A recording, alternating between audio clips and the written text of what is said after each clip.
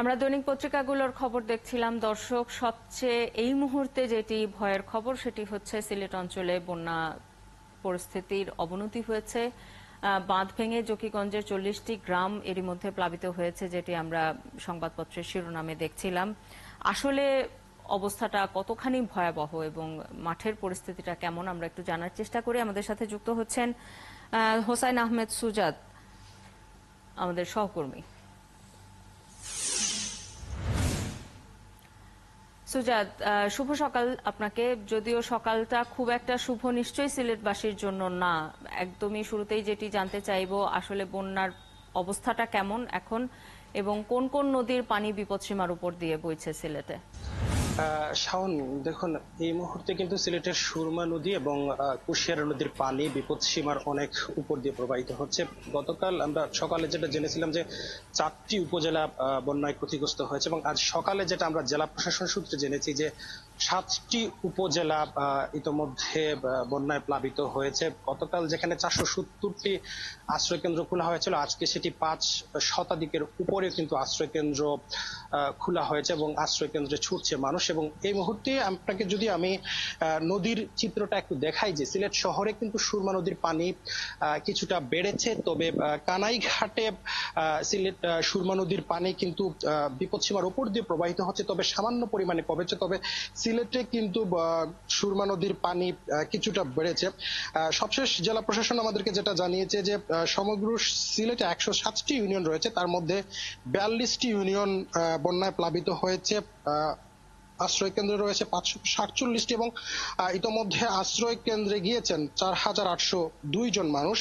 এছাড়া আমাদেরকে যেটা জানানো হয়েছে যে জকিগঞ্জের 9টি ইউনিয়নের মধ্যে 8টি বন্যায় ক্ষতিগ্রস্ত হয়েছে, জৈন্তাপুরে 3টি ইউনিয়ন, গোয়াইনঘাটের 13টি ইউনিয়ন বন্যায় প্লাবিত, কানাইঘাটে 9টি ইউনিয়ন, কোম্পানিগঞ্জে 3টি, বিয়ানীবাজারে 5টি ও গোলাপগঞ্জে 1টি ইউনিয়ন সহ সর্বমোট জেলার 42টি ইউনিয়ন কিন্তু ইতোমধ্যে প্লাবিত হয়েছে। জেলা প্রশাসন থেকে আমাদেরকে জানানো হয়েছে যে তারা ইতোমধ্যে বন্যার্ত যারা রয়েছেন, বন্যা দুর্গত রয়েছেন, তাদের জন্য কাজ করা হচ্ছে। বন্যার কিছুটা উন্নতি তারা লক্ষ্য করতে পারছেন এবং আজকে আবহাওয়াটা কিছুটা ভালো। তবে আপনাদেরকে আমি যে জিনিসটা জানিয়ে রাখি যে আসলে সিলেটের যে বন্যা, এই সিলেটের বন্যা কিন্তু সিলেটের বৃষ্টিতে কখনো হয় না। অর্থাৎ ভারতের মেঘালয়ে চেরাপুঞ্জিতে যে বৃষ্টি হয়, সেই বৃষ্টির ঝড় নামার সাথে সাথে কিন্তু সিলেটে বন্যা তৈরি হয়। তবে আমরা যেটা দেখেছি যে ইতোমধ্যে সবচেয়ে বেশি ক্ষতিগ্রস্ত হয়েছে জৈন্তাপুর এবং গোয়াইনঘাটের মানুষ, এবং গতকাল কিন্তু জকিগঞ্জের বেশ কয়েকটি গ্রাম ইতিমধ্যে প্লাবিত হয়েছে।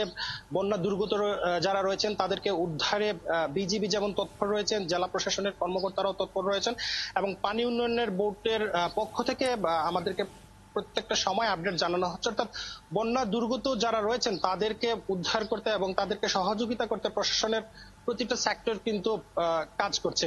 তো এই ছিল আমার কাছে সিলেটের বন্যার সর্বশেষ পরিস্থিতি। শাওন, সিলেটের বন্যা পরিস্থিতির যে খবর সেটির মধ্যে একটি ছোট্ট বিষয় আছে, যেটি হচ্ছে জকিগঞ্জের কথা। যখন আপনি বলছেন জকিগঞ্জের বন্যা 40টি গ্রাম যে প্লাবিত হয়েছে, তার কারণ হচ্ছে বাঁধ ভেঙে যাওয়া।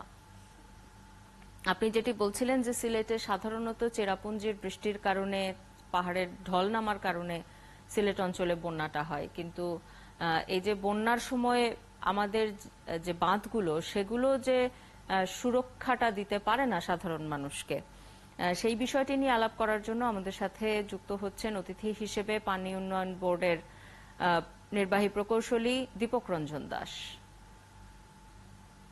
স্বাগত জানাচ্ছি আপনাকে ৭১ সকালে। শুভ সকাল।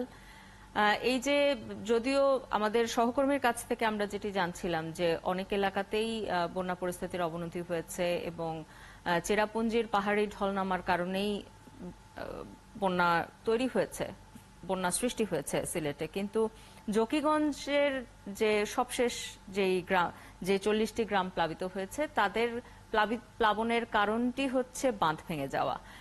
এই যে বাঁধ ভেঙে যাওয়া, এবং আমরা দেখেছি ঘূর্ণিঝড় রিমালের সময় উপকূলেও বাঁধ ভেঙে যাওয়ার কারণে মানুষের ক্ষতি হয়েছে বেশি। আমাদের দেশে যে বাঁধগুলো নির্মাণ হয় সেগুলোর রক্ষণাবেক্ষণের আলাদা করে কি কোনো ব্যবস্থা নেওয়া হয় না, বা অন্য সময় যখন পানি থাকে না সেই সময়ে বাঁধগুলোর কি অবস্থা, সামনে বৃষ্টির সময় কি অবস্থাটা হবে, আগে থেকে ব্যবস্থা নিয়ে রাখা সেই সুযোগ কি নেই আসলে?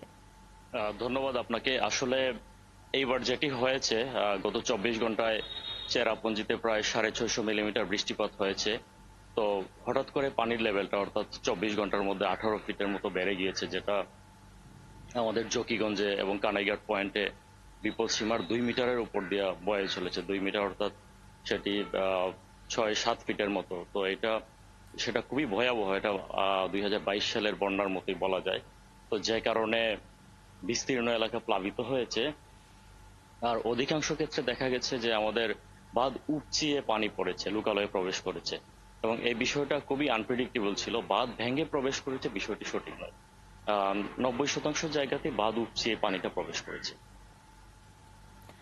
এইসব ক্ষেত্রে আহ, আপনি যেটি বলছেন যে এটি একটি অস্বাভাবিক ব্যাপার ঘটেছে, হঠাৎ করে এতখানি পানি বেড়ে যাওয়া যেখানে কারোর হাত ছিল না, কিন্তু আহ, যদি এবার না হয় বাঁধ উপচে পানি ঢুকেছে, কিন্তু যেসব ক্ষেত্রে আমার সুনির্দিষ্ট যেটি প্রশ্ন ছিল যে বাঁধের রক্ষণাবেক্ষণে কি ধরনের পদক্ষেপ নেওয়া হয়?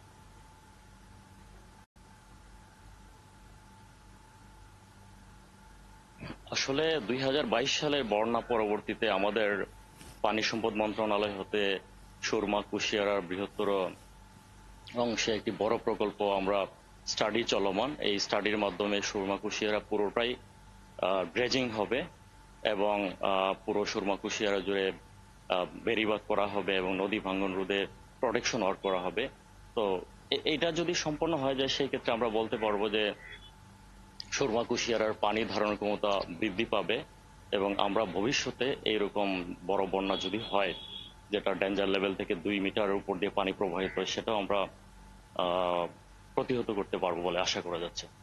এই কাজটা কতদূর শেষ হয়েছে এবং কতদিন সময় লাগবে এই কাজটা পুরোপুরি শেষ হতে?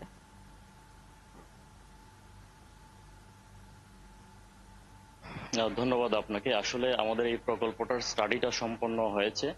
আমরা স্টাডির রিপোর্টটা খুব দ্রুতই আমাদের হাতে পাবো। হাতে পেলে আশা করা যায় আমরা মাসখানেকের মধ্যে প্রকল্পের প্রস্তুতি করতে পারবো। তো যদি তা সম্পন্ন হয়, আমরা আগামী বর্ষার পূর্বে আশা করা যায় এই প্রকল্পের কাজ সম্পূর্ণভাবে শুরু করে দিয়ে যথেষ্ট পরিমাণ অগ্রগতি করতে পারবো।